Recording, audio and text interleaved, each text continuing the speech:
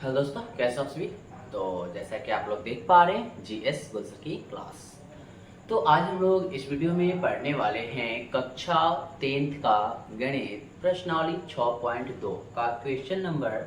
आज हम लोग 7 और 8 को आज हम लोग सॉल्व करने वाले हैं। ठीक है, इसके पहले वाले वीडियो में हम लोग ने 1 से लेकर के 6 तक बहुत ही अच्छे तरीके से सॉल्व कर लिए हैं। ठीक है, तो चलिए देखते हैं कि आखिरकार 7 नंबर क्वेश्चन क्या बोल रहा है। ठीक है, 7 नंबर क्वेश्चन है कि प्रमेय 6.1 का प्रयोग करते हुए सिद्ध कीजिए कि एक त्रिभुज की एक भुजा के मध्य बिंदु से होकर दूसरी भुजा के समांतर खींची गई रेखा तीसरी भुजा के समद्विभाजित करती है। ठीक है, यह सही याद कीजिए कि आप इसे कक्षा 9th में सिद्ध कर चुके हैं। ठीक है, ये जो क्वेश्चन है ये हम लोग ने 9th क्लास में पढ़ रखे हैं। ठीक है, तो सबसे पहले बोला है कि कहाँ सिद्ध कीजिए कि एक त्रिभुज की, सबसे पहले क्या करना है हम लोग को, एक त्रिभुज बना लेना है। ठीक है, क्या करना है, एक त्रिभुज बना लेना है,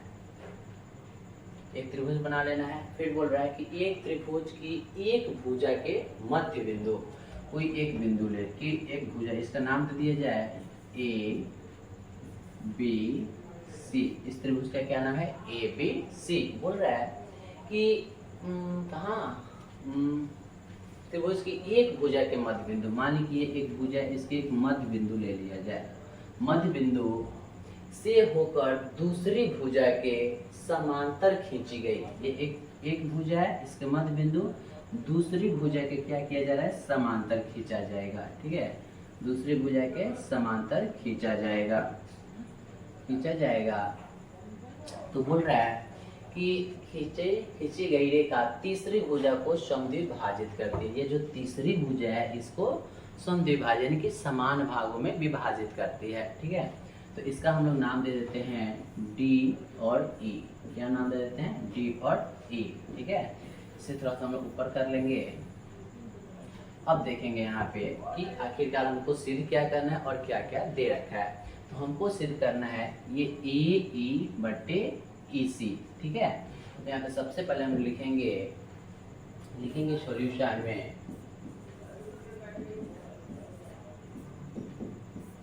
सबसे पहले लिखेंगे लोग कि चूंकि त्रिभुज ए बी सी में, त्रिभुज ए बी सी में जो क्या है ए बी, चाहे डी लिखेंगे, त्रिभुज ए बी सी में डी ए बी भुजा के मध्य बिंदु है, मध्य बिंदु है। ठीक है, इतना हम लोग लिख सकते हैं कि त्रिभुज ए बी सी में, त्रिभुज ए बी सी में जो ये डी है वो ए बी भुजा के क्या है, मध्य बिंदु है। तो जब मध्य बिंदु होगा तो आप ही बताइए क्या होगा, हम लोग का बराबर हो जाएगा। यानी कि हम लोग लिख सकते हैं ए डी बराबर डी बी, ए डी बराबर डी बी हम लोग लिख सकते हैं। ठीक है, क्या लिखेंगे, ए डी बराबर डी बी। इतना तो हम लोग लिख ही सकते हैं जब मध्य बिंदु है। अब हम लोग लिखेंगे कि दिया है, अब क्या दिया है, तो अब हम लोग लिखेंगे दिया है। तो क्या दे रखा है, तो दे रखा है कि जो डीई जो भुजा है वो बीसी के समांतर है। ठीक है, ये जो डीई सॉरी, यहाँ पे अगर ऐसे लिखे तो और बेटर होगा। लिखेंगे दिया है त्रिभुज ए बी सी में, दिया है त्रिभुज ए बी सी में डीई समांतर बीसी है। ठीक है, दिया है त्रिभुज ए बी सी में डीई जो भुजा है आपके बीसी के समांतर है। ठीक है, जब समांतर है तो आप लोग जान ही रहे हैं कि प्रमेय 6.1 हम लोग लगा देते हैं। फिर में क्या लिखेंगे कि ए डी बटे डी बी, ए डी बटे डी बी, ए डी बटे डी बी अब बराबर ए ई बटे ई सी, ए ई बटे ई सी। ठीक है, इतना तो हम लोग कर सकते हैं, ए बटे ए सी। अब देखिए क्या करना है, अब आप लोग देख पा रहे हैं यहाँ पे कि AD बराबर DB लिखा हुआ है, ठीक है। तो क्या यहाँ पे भी हम लोग लिख सकते हैं AD के जगह पे हम लोग DB लिख सकते हैं? बताइए, लिख सकते हैं, बिल्कुल लिख सकते हैं। यानी कि AD के जगह पे हम लोग लिख सकते हैं DB बटे नीचे क्या है DB, ठीक है। और इधर क्या बच जाएगा AE बटे EC, AE बटे EC, ये हमारा कैंसिल आउट हो जाएगा।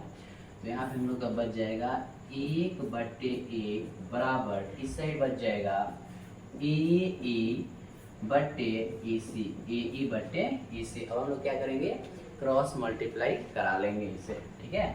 तो क्रॉस मल्टीप्लाई करा देंगे तो हो जाएगा AE में 1 से तो बच जाएगा AE, EC में इससे करा देंगे तो हो जाएगा EC, ठीक है। यही हम लोग को क्या करना था, प्रूव करना था, ठीक है, कि जो तीसरी भुजा है उसको एक दूसरे को समविभाजित करती है। यहाँ से यहाँ थोड़ा सा अगर हम लोग लिख देते तो और बेटर होता, ठीक है।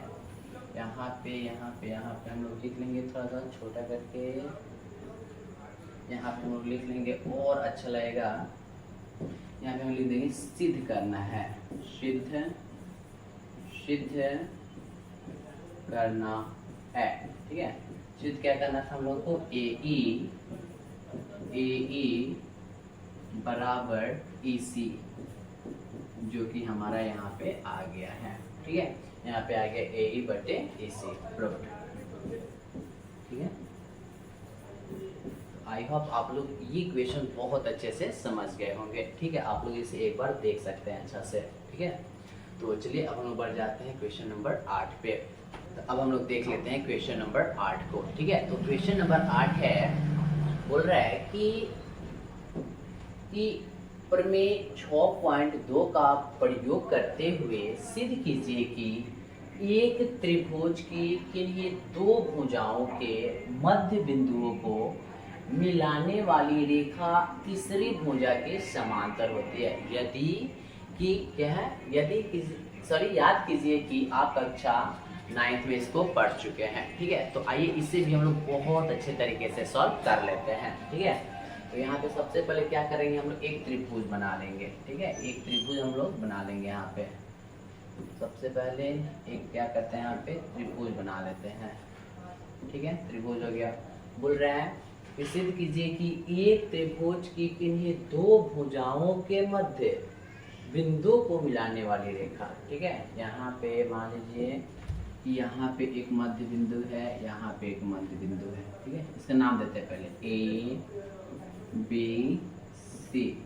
दो भुजाओं के मध्य बिंदु को मिलाने वाली जो रेखा है, वो तीसरी भुजा के क्या होगा, समांतर होगा। यही तो हमको सिद्ध करना है, ठीक है। इसका नाम दे देते हैं D और E, ठीक है। अब चलिए हम लोग इसे धीरे धीरे सॉल्व कर लेते हैं। तो यहाँ पे हम लोग लिखेंगे सबसे पहले सॉल्यूशन।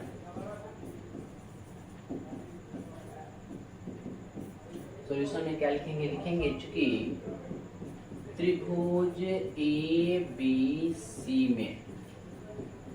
ABC में क्या है, सॉरी इसके पहले थोड़ा सा और हम लोग लिख लेंगे यहाँ पे तो और अच्छा होगा। लिखेंगे कि DE समांतर BC होगा, मतलब ये सिद्ध करना है। DE समांतर BC होगा जब कब समांतर होगा, जब AD बटे DB और AE बटे EC आएगा तब, ठीक है। तो लिखेंगे DE समांतर BC होगा जब AD बटे DB अब बरोबर AE अब बटे EC होगा, ठीक है। सॉरी यहीं तक लिख देंगे कि DE समांतर BC होगा जब ये हमारा इतना आएगा तब, ठीक है। और यहाँ पे क्या कर लेंगे, लिखेंगे यहाँ पे चूंकि त्रिभुज ABC में जो है D जोन है वो क्या है, AB के मध्य बिंदु है, मध्य बिंदु है, ठीक है। जो त्रिभुज ए बी सी में जो डी है वो ए बी के मध्य बिंदु है। तो क्या इसे लोग ऐसे लिख सकते हैं, ए डी बराबर डी बी, ऐसे हम लोग लिख सकते हैं कि नहीं, बताइए आप लोग। जब क्या है, जब ये क्या है मध्य बिंदु है जो डी, तो हम लोग लिख सकते हैं ए डी बटे डी बी, ठीक है। और क्या करेंगे हम लोग, एक से हम लोग मल्टीप्लाई कर देंगे, तो एक से मल्टीप्लाई कर दें तो ये ऐसा आ जाएगा ए डी बटे, ये डी गुना में इधर आ जाएगा तो बट्टा में, ठीक है। इधर बच जाएगा हम लोग का एक, इसे मान लेंगे हम लोग समीकरण 1 मान लेंगे, इसे समीकरण 1। फिर लिखेंगे अब त्रिभुज ए बी सी में ही, ए बी सी में ये जो ई है, ई जो है वो क्या है, ए सी के मध्य बिंदु है, ए सी के मध्य बिंदु है, ठीक है। क्या है, जो त्रिभुज ए बी सी में जो ई है वो ए सी के मध्य बिंदु है। तो क्या इसे भी हम लोग ऐसे लिख सकते हैं, ए बराबर ई सी गुने ए, ठीक है। इसे हम लोग ऐसे लिख सकते हैं। इसको थोड़ा सा हम लोग ऊपर कर लें तो अच्छा होगा। है भी, चलो उधर चलो चलो चलो चलो आ गया फिर, ठीक है। अब यहाँ पे हम लोग क्या कर लेंगे, जब ये आ गया तो इसी जो है ना इधर आ जाएगा आपका बट्टा में, ठीक है। लिखेंगे यहाँ पे ए ई बटे ई सी, उधर क्या बच जाएगा, 1 बच जाएगा, ठीक है। इसको हम लोग क्या करते हैं, समीकरण 2 मान लेते हैं, ठीक है। समीकरण 2 आ गया, है ना। अब क्या करेंगे कि समीकरण 1 और 2 को तुलना कर देंगे तो आंसर ऑटोमेटिक आ जाएगा। यहाँ पर लिख देंगे समीकरण 1 और 2 को तुलना करने पर, ठीक है। तो आप लोग देख ही पा रहे हैं कि समीकरण 1 और 2 को तुलना करेंगे जब, तो इधर भी RHS में 1 है, इधर भी RHS में, तो 1 से क्या हो जाएगा, कट जाएगा, तो इधर बच जाएगा AD बटे DB अब बरोबर AE बटे AC, ठीक है। देख सकते हैं आप लोग, ये हमारा प्रूव हो गया, ठीक है। क्या करें, क्या यहाँ पे था, तीसरी भुजा के समांतर होगी, यानी कि DE समांतर BC होगा जब, तो कब, जब AD बटे DB और AE बटे EC आएगा तब। तो यहाँ पे हम लोग को तो ये आ गया, ठीक है। तो यहाँ पे लिख सकते हैं क्या है हमारा, तो यहाँ पे लिख सकते हैं DE समांतर BC होगा,